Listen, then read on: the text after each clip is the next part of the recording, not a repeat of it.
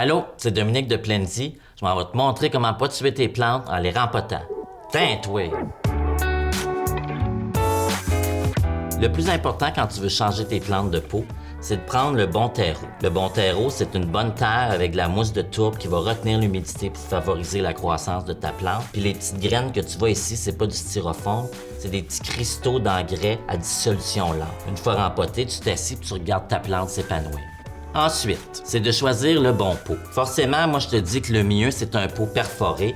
À ce moment-là, tu n'as pas besoin de t'inquiéter de noyer ta plante. Le surplus d'eau va se drainer par le dessous. C'est sûr, mets une assiette en dessous, là, parce que sinon tu vas capoter si ça mouille sur ta table. Bien entendu, tu as des beaux petits pots design que tu vas trouver un peu partout, pas très très cher, mettons comme une place là, qui commence par I puis qui finit par A. Là.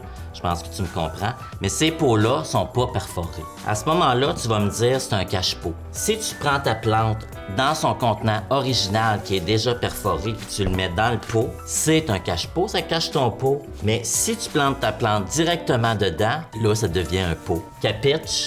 À ce moment-là, pour pas que tes racines se noient dans le fond, tu vas prendre des roches que tu peux trouver facilement partout. Là, remplis-moi pas ça jusque-là, là, ça prend de la place à ta plante pour les racines. Tu les déposes délicatement. Donc, garoche.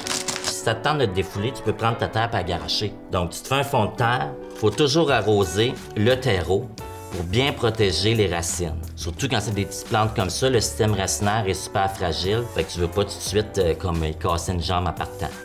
Donc, tu prends délicatement ta plante, tu viens la placer dans ton pot, puis tu rajoutes de la terre autour. Tu vas venir presser avec tes doigts pour pas qu'il y ait de poche d'air. Compacte-moi pas ça comme du ciment non plus, là, parce que là, l'eau rentrera pas.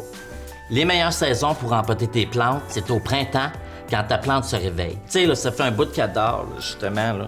Tu la mets dans un nouvel environnement, elle va t'aimer puis elle va doubler de superficie.